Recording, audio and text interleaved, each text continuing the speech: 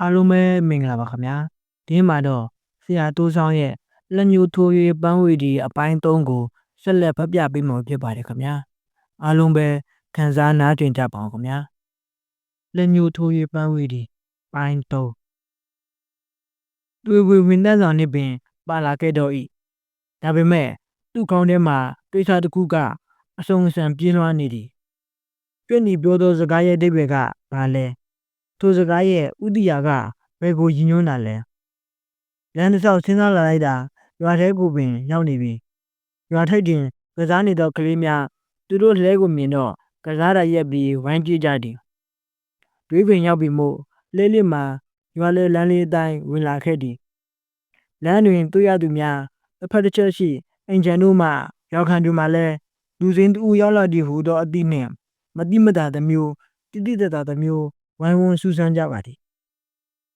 စီသူမှာတော့မရောက်ဘူးတော့အရက်ဒေတာဆိုပေမဲ့လာတော့ကလောက်တက်ကြွမှုမရှိတော့ပါကျွန်းဒီစကားကသူ့စိတ်ကိုကတိကောက်ဖြစ်သွားစေပါသည်ပတ်ဝန်းကျင်အနေထားကိုလည်းမလစ်လာနိုင်တော့လဲလေးမှာရွာအတွင်းပိုင်းတို့တဖြည်းဖြည်းဝင်ရောက်လာ၏ရွာသင်းတို့အတော်တန်ဝင်ရောက်ပြီးသည့်တိုင်ထင်ကျော်ရှိရစီမရောက်သေးပါရွာလေလမ်းမဟုခေါ်ရမည်လားမသိတော့တာယိုးတစ်ခုဘေးသည်ကတရွေ့ရွေ့တွားနေသည်မြင်တွေ့ရသလောက်ရွာလေးကခြံဝန်းလေးတွေနှင့်တစ်ပင်ဝါပင်စုံစုံလင်လင်ဖြင့်စိမ့်ဆူ၍နေပါ၏ရွာတာယိုးတစ်လျှောက်တွင်လည်းအရရပင်ငယ်တချို့ကိုတွေ့ရသည်ရှေ့ဘက်ခက်လက်လက်မှာကုန်းကျော်တရားတစ်ခုတစ်သားဟောင်းတရားလေးဖြစ်ပါ၏တဖြောက်တည်းသွားနေသောရွာတာယိုးနှင့်ညံဘက်ချမ်းမလာသည့်တာယိုးတို့ကိုဆက်သွယ်ပေးထားသောတရားလေးဖြစ်၏လဲမှာထိုတရားအောက်မှငုတ်ဝင်သွားရပါသည်ယခုချိန်ထိကျွမ်းနီရောသူရောနှစ်ယောက်စလုံးကသိစိတ်ရွေးတာနေပါသည်လက်ရှိထက်ပုံမတိတ်ဆိတ်သွားစေလောက်သောအကြောင်းအရာတစ်ခုက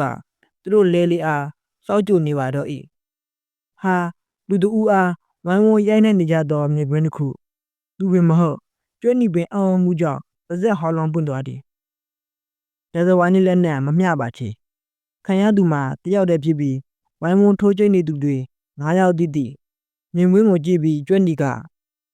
ဝေလာလူအုပ်စုတော့ဘာတွေအနိုင်ကျင့်ပြန်ပြီလဲမသိဘူးဆိုစင်မှာပင်ဖုံးလက်ကြသားသူဤကြောပုံအားကြီးကန်လိုက်သည့်ကြောင့်အတန်ကျဲကြီးတစ်ခုထွက်သွားသည်အတန်ခံရသူကကိုးတက်သွားစဉ်နောက်တစ်ယောက်ကခြေထောက်ကိုစောင့်နေ၏ဖြောင်းအားညာဘက်ပေါင်တစ်ခုမှာတစ်ဆက်ဆက်တုံသွားရပါသည်အသေးခိုက်အောင်နာကျင်မှုကြောင့်အော်ကြံကျဲကြီးပတ်ဝန်းကျင်ကိုဖုံးလွှမ်းသွားတော့ဟာဘာလို့ကြတာလဲဘယ်သူမှဝင်သားကြတော့ဘူးလားမခံမရနိုင်သူ့နှုံးမထွက်သွားစဉ်ဝင်သားဖို့နေနေတာလူကြီးကအစသူတို့ကိုကြောက်နေရတာဘယ်သူဝင်ပါရဲမှာလဲလူအချို့ဦးဝေးမှထိုအချင်းရကိုရက်ကြည့်နေသည်ဒါပေမဲ့ဘယ်သူမှနှိမ့်ဆက်သူကိုဝင်မသားကြပါအကန်ခံရသူကနေတွင်ခွေခွေလဲပြီးရှမ်းပေါင်းပြီးဝလူထွားကြီးတစ်ယောက်ကတိုးထူးဦးကောင်းကိုခြေထောက်ဖြင့်ဖိနှင်ထားသည်ဟာလို့ကြပါဦးဟိုမှာတီတော့မယ်သူ့စကားဆုံးတော့ကျွတ်နီရဲ့အကြည့်တစ်ခုဒိုင်းကနေရောက်လာကဟဲ့လူကိုနဲ့မဆိုင်ပဲရှောက်အောင်မနေနဲ့သူတို့ကြားကုန်မယ်ကျွတ်နီကလဲကိုခတ်တက်မောင်းသည်လဲတန်ကြတော့လဲဆက်သူ9ဦးဦးကောင်းတစ်ပြိုင်နဲ့လဲလာ၏ကျွတ်နီကိုကြောကသူ့ကိုတွေးတော့အကြည့်တွေရဲကုန်သည်သူတို့ဘေးမှလှဲဖြတ်တော့အလုံးကလက်ရှိအလုပ်ကိုရက်ပြီးသူ့ကိုစူးရဲစွာဝိုင်းကြည့်ကြသည်သူကတော့မြေတွေလဲနေသူနှိမ့်ဆက်ခံရသူတယောက်ကိုသာစိုးရိမ်စိတ်ဖြင့်ကြည့်နေမိပါသည်မျက်နှာတစ်ပြင်လုံးဖူးရောင်ကပါးစပ်တွင်သွေးတွေစီးကျနေ၏ပါတစ်ဖက်မြေတွင်ပြပြကပ်ကကျန်တစ်ဖက်ကအပေါ်မှနင်းချတာသောခြေဘွားအောက်တွင်သွေးတန်ရဲရဲအကန်ခံရမှုကြောင့်ပေါင်တစ်ဖက်မှာတစ်ဆက်ဆက်တုံနေသည်မြည်ရင်းနှစ်ဖွယ်မြင်ကွင်းကိုကြည့်ပြီးလူကခံပြင်းစိတ်ဖြင့်ကြက်တီးထားမိသည်ဟဲ့လူတက်ကြည့်မနေနဲ့ဟိုမှာခမားကိုဝိုင်းကြည့်နေကြပြီအတန်ကြောင့်ငမိုက်သားအုပ်စုစီမျက်လုံးရောက်သွားစဉ်ကျွတ်နီပြောသလိုအားလုံးကမိဘူးပင်တောင်မျက်လုံးတွေနှင့်သူ့ကိုစူးစိုက်ကကြည့်နေ၏900လုံးရဲ့မျက်နှာတွေမှာခက်ထန်မှကြောပြီးလူဟူသောတဒံရုပ်ပင်ကြောက်နေတယ်လို့ရဲဆွဲမှုတွေဗိုလ်ကြလိုမှုတွေကသူတို့မျက်နှာမှာပင်မဟုတ် သူတို့အနီးဝန်းကျင်တမိုင်းမှာပါတလက်လက်တောက်လျက်ကျွန်းဒီကသူတို့ဆုပ်ကွင်းမှလွန်ရန်လဲကိုမြင်မြန်မောင်းသည်တို့ပေမဲ့မှန်ုံပြင်းသောအကြည့်တွေကသူတို့လှဲလေးနောက်ပိုင်းကိုကက်လျက်ပါလာသည်မြင်ကွင်းမှကွယ်တော့နှိမ့်ဆက်မှုတွေတဖန်ပြန်စားကြသည်လဲကြနေသူ၏နာကျင်အောင်ဟိတ်တံငုံကြီးနောက်မှန်တန်သည်လီဟာနယ်ကိုဖျက်ပြီးသူတို့နားတင်းတို့တဖန်ပြန်ရောက်လာသည်ကျွန်းဒီပဲလဲဆရာလေးစေကံပစီမိဒံတစ်ခုနှင့်သူတစ်ပင်ကွယ်မှလူတယောက်သူတို့လဲပေါ်လွားကနေခုန်တက်လာသည်ထို့သူလဲပေါ်ရောက်လာခြင်းပင်ကျွန်းဒီကနောက်လဲကြည့်၍ဝီလာတို့အုပ်စုအနံကြည့်နေသောဘသူလဲကွမိခံရသူကစိတ်မကောင်းသလိုကျုပ်ကနေဆုတ်သက်ကတစ်ဖက်ရွာကပါကွာအတူပါအိမ်မှာဖိလန်ရလို့ဆိုပြီးဝိုင်းနေဆက်ကြတာဟုတ်လားရွာကတော်ပါသွားလို့လားထိုလူကနှခမ်းကိုမဲ့သည်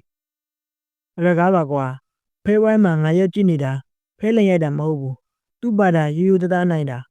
အဲ့ဒါကိုသူတို့ရှုံးလို့အဆန်ပြန်လို့ရင်လို့ဖဲလန်ရိုက်တယ်ဆိုပြီးရမဲဝိုင်းရှာနှိပ်စက်နေကြတာရင်တွင်းမှာပါမန်းမသိတော့ခံစားမှုတစ်ခုကိုခံစားလိုက်ရသည်လေချောင်းတို့ပင်၆ကက်လာသလိုထင်မိပါ၏ဒီလူကလည်းဦးတန်းညိုပိုင်းနဲ့တဲမှာမှဖဲလာကြရတယ်လို့နားနဲ့ကိုနမည်နှစ်ခုကသင်းနေနဲ့ဝင်ရောက်လာသည်တစ်ခုကဝေလာတူးကတိုင်းညိုသူတို့ဘာတွေနည်းအောက်အကျန်းထဲဖြင့်တလှုပ်ထားသောတော်ဤရော်ဤတိုက်မှုအိမ်တလုံးရှိတွင်လဲရက်သွားပါသည်ဆရာလေးရေမြို့ကဧည့်သည်ပါလာပြီကျွတ်နီရဲ့အော်တန်ကျဲကြီးဆုံးသွားစဉ်မှာအကောင်စီသူနမဲခေါ်တာနှင့်သူအတွင်းမှပြွေးထွက်လာသူတယောက်ထင်းကျော်တေချာပင်မမမိပါချေထင်းကျော်ပုံစံက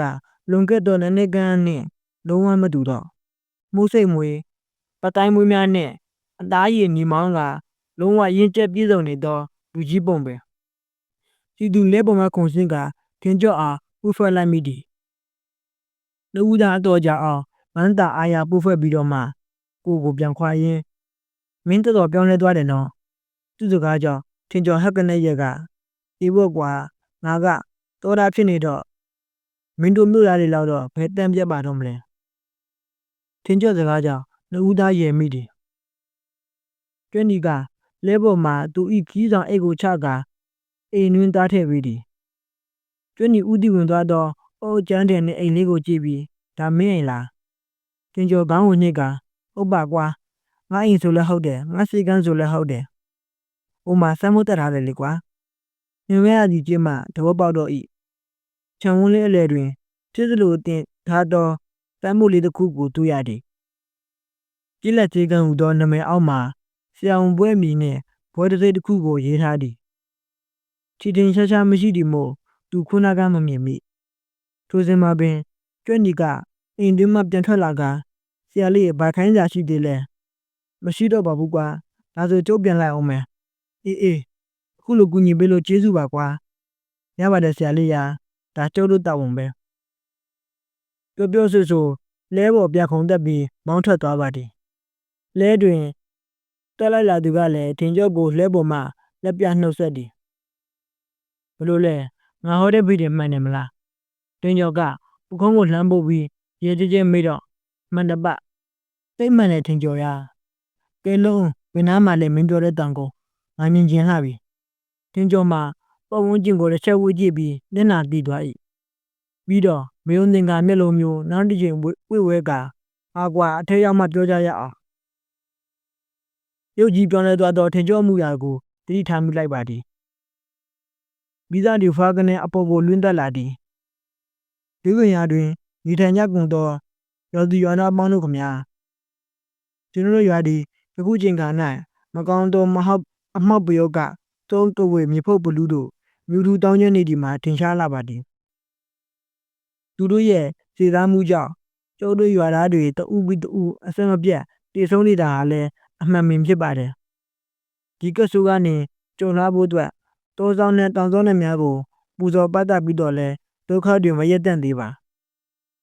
ရေခုချိန်မှဒီမကောင်းသောအမိုက်မောင်တို့ပျော်မှုရာညအချိန်ဖြစ်တာကြောင့်ရွာလူရွာသားများအားလုံး ကိုယ့်အိမ်ကိုယ့်ရွာကလွဲပြီးဘယ်မှမထွက်ကြရန်သတိပေးနှိုးဆော်ပါတယ်ဗျတို့တော့မှာကရွာလူရွာသားအားလုံးကိုယ့်အိမ်တွင်းမှာပဲနေကြပါပြင်မထွက်ကြပါနဲ့ကလေးတွေကိုဂရုစိုက်ပါအားလုံးသတိဝိရိယနဲ့နိုးနိုးကြားကြားနေကြပါစသဖြင့်အုပ်စုဖွဲ့ကအစဉ်လိုက်ဝိုင်းအောင်ကြားလေတော့သည်ပြဿနာကအဲ့ဒါပဲသင်ကြောမချက်ကိုခဏထားပြီးတွက်တင်းမှလှမ်းကြည့်ပြီးတော့ရွာသားတွေမိရင်ကိုစီနဲ့စီတန်းကအထက်ပါစကားတို့ကိုအာသက်တရောစော်ဩနေကြသည်ညအချိန်ကိုရှင်းနေဝင်ရောက်လာပြီးကစားရှိသေးတော့လဲတန်ကောင်နဲ့မချပြင်မှာမဲမှောင်နေပါပြီအပြင်ဘက်တွင်လေတိုက်တံတဝေါကကျူညံနေ၏ကျောင်းဝင်စားပင်ရှိသေးပေမဲ့တော့ရဲရှိသည်မို့အချမ်းတက်ကထင်မထားလောက်အောင်ကြီးစိုးနေပါသည်ချမ်းလွန်းဒီကြောင့်အိမ်ထဲမှာပင်မိဖို့ထားရသည်သူ့ပြဟောင်းတစ်ချက်ပေါ်တွင်ပူရာသောမိဖို့လေးကသူတို့နှစ်ဦးရဲ့အလယ်မှာတငွေငွေထင်ကျော်ကအပြင်းဖြစ်နေပေမဲ့သူကတော့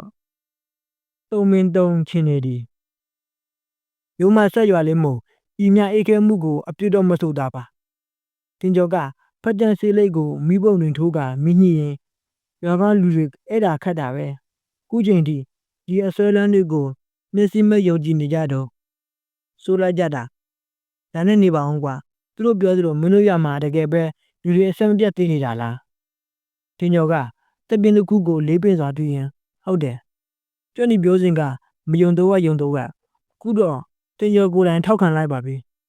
ဘာလို့တည်ကြတာလဲအစုံမှာပဲကွာတင်ဒီပြောစုံနဲ့ကိုတည်နေကြတာဘယ်လိုပြောရမှန်းတော့မသိဘူးစက်တိုက်ပဲလားစက်တိုက်ပဲတူးတည်လို့ရမလဲခင်နောက်တူထပ်တည်တယ်အဲ့လိုနဲ့ရွာမှာလူတွေမစဲတာဘယ်နှစ်ယောက်တော့ရှိပြီလဲ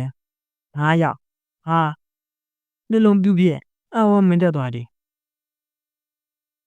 လိုနေရင်ဥပင်သူပင်ကြောချမ်းလာသလိုထင်ကျော်ကမနှိမ့်မြို့သလိုစကားလမ်းကြောင်းပြောင်း၏အဲ့ဒါထားလိုက်ပါကွာငါပို့လိုက်တဲ့မြေကြီးကြောင်းလေးကိုပြောပြစမ်းပါအောင်ဒီလိုဆိုတော့လေတိကျင်စိတ်ကိုပေးဖက်ကမြေကြီးနဲ့ပတ်သက်၍သူကြုံတွေ့ခဲ့ရတဲ့များကိုပြောပြလိုက်သည်မင်းပို့လိုက်တဲ့မြေကြီးကိုပထမဆုံးငါရွမ်းလာပင်တွင်ထပ်ကြည့်တယ်မနက်ကဆိုင်တာညနေကျတော့ရွမ်းလာပင်တေးပါနေရောဒါနဲ့ငါကလည်းနောက်တစ်ပင်အစ်စ်ထပ်ဆိုင်ကြည့်တာပေါ့ဦးစန်းနဲ့တောင်ကြီးအပြစ်စားလိုက်တဲ့ပန်းပင်ကမနဲ့လင်းရောတေယုံမဟုတ်ဘူးအရွက်ပါချောင်းနေပြီငါတော်တော်အံ့ဩသွားတယ်ဒါနဲ့ငါချက်ချင်းပဲလက်ကျန်မြေကြီးပုံးယူပိုက်ပြီးအာသာကတိကြောင်ကိုပြေးတာပေါ့ငါတို့တက်ခဲ့တဲ့ကြောင်လေးအဲ့ဒီမှာတိတ်ပန်ဆောင်နဲ့ကြောင်သုံးတက်ကကန်လေးရှိတာကိုတိတ်ပန်ဆောင်မှုကငါတို့ဗိုလ်သားကြီးအောင်မှုထင်ကျော်ကမျက်မှောင်ကျုပ်ကစဉ်းစား၏အောင်မှုဆိုတာ10တဲသုံးကမင်းနောက်မှထိုင်တဲ့ကောင်ကိုပြောတာလားဟုတ်တယ်လေသူကကြောင်းပြီးတော့ငါတို့အထာကတက်မှာပဲဝန်ထမ်းပြန်လုပ်နေတာသူ့အကူကြီးနဲ့မင်းပို့ပေးတဲ့မြေကြီးကိုငါတက်ခွဲဆန်းဆန်းကြည့်တာပေါ့ကွာအင်းဘာဒီထွက်လဲထင်ကျော်ကအသက်တရောမေးပေမဲ့ဘာမှမထူးခြားပါဘူးတာမန်ရိုးရိုးမြေကြီးပါပဲငါစဉ်းစားလို့မရတာကတာမန်တက်ဖွဲ့စည်းမှုပဲရှိတဲ့မြေကြီးကဘာဖြစ်လို့တစ်ပင်တွေကိုတည်စေနေတာလဲဆိုတာတကယ်ကတရားနေမဟုတ်ဘူးနော်ပြောဒီဘာထပ်ကုန်တာငါလည်းစဉ်းစားမရတဲ့ဆုံးလက်ကျန်မြေကြီးတွေကိုငါအိမ်နောက်ကအကြီးတွေပြုတ်နေတဲ့သူမပိတ်ချင်ရင်မှာပုံချလိုက်တယ်ကွာအဲ့ဒီတော့နောက်တစ်နေ့လဲမိုးလင်းရောတအိမ်လုံးကိုပွက်လို့ရိုက်ကုန်တော့တာပဲမဖြစ်လို့လဲအသီးတွေပြုတ်ခွဲနေတဲ့တင်မောကြီးကအသီးတစ်လုံးမှအပစ်မှမရှိတော့ဘူးအကုန်လုံးအောက်မှာကျွေကြနေတယ်အရက်နဲ့ရိုးတံတွေကလည်းရောပါပြီးတက်ကြနေတယ်ထူးဆန်းဆုံးကတော့အပင်ထိတ်ဥပဲလက်စုံမကတဲ့ထိတ်ပြားပိုင်းကဥညိုပြီးချောင်းနေပြီဟာအဲ့ဒါလည်းမြင်ပြီးတော့ငါဘယ်လိုမှမနေနိုင်တော့တာနဲ့မျက်စိတန်ကြိုးလမ်းရလိုက်တာအံ့ဩနေရမှာတင်ကျော်ခေါင်းဆက်ဆက်ညိတ်တယ်ပြီးတော့ကိုနောက်လို့မိထိုင်ချရင်မင်းကိုမနှက်ပြန်ငါလိုက်ပို့ပါမယ်အခုလက်ရှိမင်းအံ့ဩနေတာတဲ့အစပေါင်းများစွာပိုအံ့ဩသွားလိမ့်မယ်ရွာကလူတွေကတော့သူ့ကိုနာမည်ပေးရတယ်ကွ6တူတောင်ကုန်းလို့သူလည်းတွေ့ချင်နေတာပါတွေ့ချင်မြင်ချင်လို့ကိုဒီအထိရောက်လာခဲ့တယ်မဟုတ်ပါလားဒါပေမဲ့ဒါနဲ့စကားမဆက်ဝလာဆိုတဲ့လူကိုမင်းသိလားထင်ကျော်ရဲ့အကြည့်တစ်ခု သူ့တန်ဖြတ်ကနေရောက်လာသည်ဘာလို့မေးတာလဲဒီလိုကွာငါလာတော့ကရွာထဲမှာလူတယောက်ကိုလူ9ယောက်ကဝိုင်းပြီးနှိပ်စက်နေတယ်လက်ထက်စီးမင်းမော့ကွာနှိပ်စက်လူတွေရဲ့ခေါင်းဆောင်ကဝေလာတဲ့ကျွမ်းဒီပြောတယ်ကြားလို့သိတာတင်ညော်ကမဒူဆန်သောကိစ္စတစ်ခုလို6 ကရေကသိသိတာပေါ့ဒါတို့တိုင်းညူဆိုတာကရောဒီခါအကြည့်ကတော့ပြင်းထန်ဤစူးစမ်းမှုနဲ့မယုံကြည်နိုင်မှုတွေပေါင်းဆက်ပါဝင်လာသလိုမိသူစီသူကိုယ်တိုင်ပင်ကြောင်အားဖြစ်သွားရပါသည်တင်ဖက်မထားစွာထင်ကျော်ကအကနရဲ့တန်တစ်ချက်ပြုသည်ပြီးတဘောကြသလိုကောင်းကိုတက်ခါနှင်းရင်ဒီဘွက်လေးမင်းကဒီအောင်မှနေအောင်မှဆိုရလဲဒီအောင်နဲ့ပတ်သက်ပြီးတိထားတင်တာလေးတွေပြောပြရတာပေါ့ဦးအစားချီကဦးတန်းညူဆိုတာဒီအောင်မှဘရင်တပားပါပဲအကြီးကစသူ့ကိုကြောက်ရတယ်တက်40ကျော်ရွယ်အိမ်အောင်ပြတ်မှုစုဖို့သားသမီးမရှိဘူးသူ့မှာမိုင်းညူလို့ခေါ်တဲ့ညီတယောက်ရှိတယ်ဦးတန်းညူလို့ကမျိုးစင်ဆက်ချမ်းသာတာသူတို့လက်ထက်မှာပူဝီချမ်းသာလာတယ်ဦးတန်းညူလို့တဲ့လောက်ကတခြားမဟုတ်ဘူးခေါင်းမုံပြက်အမျက်ကြီးစားတဲ့အလုပ်ပဲရောက်သူရသားတွေကိုအတိုးနှုံးကြီးနဲ့ငွေချေးတယ်မဆက်နိုင်ရင်လေသိန်းတယ်ညာသိန်းတယ်မြေသိန်းတယ်ချို့တွေဆိုအိမ်မှာသိန်းခံရတာတွေရှိတယ်ဒီရွာအနီးနားဝန်းကျင်နဲ့ရွာနီးချုပ်သက်မှာဦးတန်းညူပိုင်ဆိုင်တဲ့မြေကားတွေကလက်ညှိုးထိုးမလွယ်ဘူးနောက်ပြီးဦးတန်းညူကလောင်းကစားတော်ဝါသနာပါတယ်ဖဲရိုက်ကြက်တိုက်နားတိုက်လောင်းကစားလို့ရတာမှန်သမျှအကုန်လုပ်တယ်အဲ့တော့သူ့မှာတပြည့်တပန်းတော်များတယ်ဝူလာဆိုတာသူ့ရဲ့အားထားရဆုံးလက်ယုံတူကြီးပေါ့သူ့ညီမညူကတော့တပွဲတင်းနဲ့ရုံးမဆက်မှာအဖို့လုပ်ငန်းလုပ်တယ်ဦးတန်းညူလောက်မရဆက်ပြီမဲ့သူလည်းမခေဘူးဒါပေမဲ့အကူဖြစ်သူကိုတော်တော်ကြောက်ရတယ်အကူဩဇာတည်တယ်ဒီရွာထဲမှာဦးတန်းညူနဲ့အကျွေးကင်းတဲ့လူတော်တော်ရှားတယ်ကွာတကြီးတောင်ဦးတန်းညူနဲ့ကျွေးမိမကင်းတော့သူတို့ကိုကြောက်နေရတာမဆန်းပါဘူးစကားအရှိကြီးဆုံးသွားမြင်မှာအဲ့လောက်ကောင်းမွန်ပြအမျက်ထုတ်ပြီးမင်းမဲစရိုက်ရန်ကားနေတာသူတို့ကိုတက်ဆိုင်ရမှာတောင်းတန်တန်းကြဘူးလားထင်ကျော်ကနှုတ်ခမ်းတွန့်ကပြုံးပြဤဘယ်တန်ရင်မလဲကွာတန်လိုက်တာနဲ့ဦးလက်ညွေလက်ချက်နဲ့သူတို့ဘွားပျောက်သွားမယ်ဆိုတာကြိုတွေးမိထားတယ်နဲ့တူပါတယ်ဘယ်သူမှအဲ့လိုမျိုးတိုင်တာတန်းတာမရှိဘူးဒါပေမဲ့အဲ့တော့လူမဆက်အောင်ရက်ဆက်နေတော့လဲမကျင်တဲ့သူတွေများပြီပေါ့သူစကားထောက်ပြီးတော့ပြီးကြတဲ့လပိုင်းတော်များများလောက်ကဦးတန်းညိုသတင်းဆိုးတော်ထွက်သွားတယ်တခြားရကတတိတူးနဲ့ငါးပွဲလောင်းကြတယ်ကြီးတော့တော်ကြီးတယ်ပြောတယ်အပြီးကြတော့ငါလည်းမသိဘူးရွာနေရကြားဝင်းမြစ်မှာသူ့ဘက်ကိုဘက်နွားနှကောင်တိုက်ရတယ်ကွာအဲ့ဒီမှာဦးတန်းညိုကတစ်ဖက်လူရဲ့နွားကိုအချိုထည့်ပြီးဆေးခတ်လိုက်တယ်အဲ့လိုဆေးခတ်လိုက်တော့တစ်ဖက်နွားကမဝှေ့နိုင်တော့ဘူးလေဦးတန်းညိုနိုင်ပြီပေါ့ဒါပေမဲ့တစ်ဖက်လူကလည်းနွားပွဲပြီးမှသူ့နွားကိုမသိငါလို့စစ်ဆေးတော့မကြခင်မှာပဲပေါ်တော့တာပေါ့ဒါပေမဲ့ဦးတန်းညိုကဝေအားတပည့်တပန်းအင်အားကြီးသူဖြစ်လေတော့ရုံးမှလိုက်တာကိုသိပေမဲ့ဘာမှမလုပ်နိုင်ခဲ့ဘူးအဲ့ဒီနောက်ပိုင်းဦးတန်းညိုကိုမကျင်တဲ့သူတွေများလာတယ်ရင်ကလည်းဒါမျိုးကိစ္စတွေရှိကြတာဆိုတော့ုံကြောင်းကုန်ပြီပေါ့လက်စားရှိရင်သူတွေတက်တုတ်ပြက်ချင်းသူတွေကသူတို့အချင်းချင်းတူးမိပြီးဦးတန်းညိုကအလို့မပေးတော့ဘူးစောကြီးအကဲခန့်နေသူတွေအလင်းငါချောင်းနေသူတွေရှိတယ်ဒီရွာမှာကိုရှိတယ်ဦးတန်းညိုကလည်းကိုယ့်ရငိုတီးတော့သူတို့ကိုမျက်ခြေပြတ်မခံဘူးညနေကမင်းကိုအိမ်ထဲအမြန်ခေါ်သွင်းတာသိထားမိတယ်မလားအေးပတ်ဝန်းကျင်ကိုကြည့်ပြီးကြုံမလုံးတယ်လို့ခံစားရလို့ငါအိမ်ထဲအမြန်ခေါ်သွင်းလိုက်တာဟိုစီသူတက်ပြင်းတစ်ချက်ချမ်းပြီးတော့ဒီမင်းတို့ရွာကလည်းမလွယ်ပါလားကွာနေရင်ထိုင်ရင်နဲ့ကြီးလန်းစာစားသလိုဖြစ်နေပြီတင်စော်ကမတူးဆန်းသလိုပြော၏ဒါပေမဲ့အခုတော်တွင်တို့ရွာကိုပလိတ်တွေအဝင်ထွက်များတယ်ကွာမဖြစ်လို့လဲပြီးခဲ့တဲ့လပိုင်းတော်များကဦးတန်းညိုလက်ထက်မဲ့သူတို့သမီးလက်ထက်မဲ့ညမှာပဲမြို့ကနိုင်ငံရေးကြီးစွန်းသူတယောက်နဲ့လိုက်ပြသွားလို့ဟာဟုတ်တယ်ဒီကိစ္စနဲ့ပတ်သက်ပြီးတို့ရွာကိုပလိတ်တွေအဝင်ထွက်များနေတယ်အခုတော့နှောင်းမှုတွေပါထပ်တူလာပြီဘာလို့လဲအစမပြတ်လူတွေမှုတွေလေ အဲ့ဒါကလည်းတော်တော်ထူးဆန်းနေစီသူအခုအစမ်းပြတ်တည်ပြီးခဲ့တဲ့လူ900လုံးက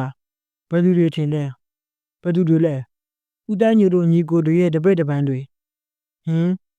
အခုတော့သူတို့တော်တော်ချော့ချနေကြပြီကိုလဲကြမှာတေမာကြောက်တယ်ပေါ့ကွာသူတို့နှိမ့်ဆက်နေမဲ့ပူကြခဲ့တာမှန်တယ်များကိုပူကြခဲ့တဲ့လူမှန်တယ်များကိုအလို့မပေးရတော့ဘူးစီသူမျက်မှောင်တစ်ချက်ကုတ်သွားမိပါသည်ပြီးတော့မင်းဆိုလိုတဲ့ဘောကဦးတိုင်းညိုလူတွေတည်တာမကြည်နေတဲ့လက်စားချစ်သူလက်ဆက်ကြောက်လို့မင်းပြောချင်တာလားချင်းကျော်ကလက်ကျန်စီဘောလိတ်ကိုမိဖို့တဲ့တောက်တုတ်ကဒါကတော့စုံစမ်းနေသူတွေပဲသိလိမ့်မှာပေါ့ကွာသူညကသူတော်တော်နဲ့အိမ်ပြောခဲ့ပါအခုကျွန်တော်ဖတ်ပြတင်ဆက်ပေးခဲ့တာကတော့ဆရာသူဆောင်ရဲ့လက်ညှိုးထိုးရပန်းဝေဒီအပိုင်း3ကိုဖတ်ပြတင်ဆက်ပေးခဲ့တာပဲဖြစ်ပါတယ်ခင်ဗျာနောက်လာမယ့်အပိုင်း7တွေကိုလည်းဆက်လက်ဖတ်ပြပေးသွားမှာဖြစ်တဲ့အတွက် channel လေးကို subscribe လေးနှိပ်ပြီးအားပေးခဲ့ကြပါဦးခင်ဗျာအားလုံးပဲကျေးဇူးများတင်ပါတယ်ခင်ဗျာ